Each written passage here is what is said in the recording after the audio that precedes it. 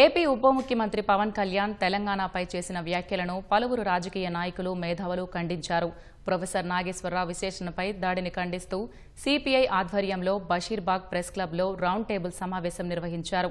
సమావేశంలో సుప్రీంకోర్టు మాజీ న్యాయమూర్తి జస్టిస్ సుదర్శన్ రెడ్డి, ఎమ్మెల్యేలు కోదండరాం, అద్దంకి దయాకర్, సిపిఐ రాష్ట్ర కార్యదర్శి ఎమ్మెల్యే కూనంనేని సాంబశివరావు తదితరులు పాల్గొన్నారు.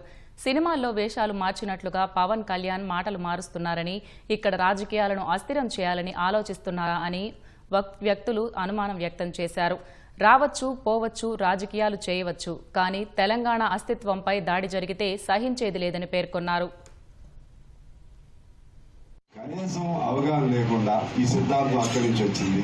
నీ చెరుకు వేరే అక్కడి నుంచే వచ్చాడు. ఆయన బొమ్మ పెట్టుకున్నావు. ఇప్పుడు కొత్త ఆలోచన ఏంటి అంటే అప్పుడు బాగుంది, ఏదో విప్లవ వీరుల పేరుతో రావాలనుకున్నాడు. ఇప్పుడు లేదు విప్లవం. అందుకని ఇప్పుడు మారిపోయింది సనాతన ధర్మం. మార్క్సిజం బదులు సనాతన ధర్మం, ఎర్రకండ బదులు కాషాయం కండ, ఇలా రెచ్చగొట్టి వెళ్ళాడు. ఎందుకు వచ్చాడు తెలవదు, కానీ ఆయన స్వేచ్ఛ ఆయనకు ఉంది. కానీ ఇక్కడి నుంచి ఇష్యూ చేయొద్దని ఇక దీన్ని ఇంతటితో ఫుల్ స్టాప్ పెట్టి మన గొంతుని, ప్రజా గొంతు నాగేశ్వర గారు, ఎవరికి ఇబ్బంది వచ్చినా దాన్ని మనం కాపాడుకోవాల్సిన అవసరం ఉంది.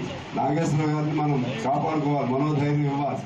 భవిష్యత్తులో ఇటువంటి దాడులకు అవకాశం ఉండదు. అన్ని అభిప్రాయాలు అందరికీ నచ్చాలని ఏం లేదు. నచ్చకపోతే చెప్పండి, మీ ప్రత్యామ్నాయాన్ని మీరు ప్రతిపాదించండి. అంతే తప్ప దాడులకు దిగటము, మనుషుల పట్ల అమానుషంగా వ్యవహరించటం ఇది మాత్రం తగదు. దీన్ని అందరం కూడా ఇవాళ మనం ముక్త కంఠంతో ఖండించాల్సిన అవసరం ఉందని నేను భావిస్తూ ఉన్నా. అయ్య జాగీర్లు, అబ్బ జాగీర్లు, ఇంకొక ఆయన పాకిస్తాన్ అంటాడు, ఇంకొక ఆయన పాకిస్తాన్కి వచ్చినట్టు రావాలంటే తెలంగాణ ఉద్యమకారులు అంటే పాకిస్తాన్ వాళ్ళు అయిపోయింది. మా మీద పాతదంతా ఉన్నది. బీజేపీ వాళ్ళ భాష అంతా ఎవరి సోషల్ మీడియాను వాడుతున్నది. ఇది రాజకీయ ప్రేరేపితంగా కాకూడదని కాంగ్రెస్ పార్టీ యొక్క అభిప్రాయం. నేనేమంటున్నానంటే పవన్ కళ్యాణ్ కూడా ప్రేమిద్దాం మనం, ఆయన ద్వేషించిన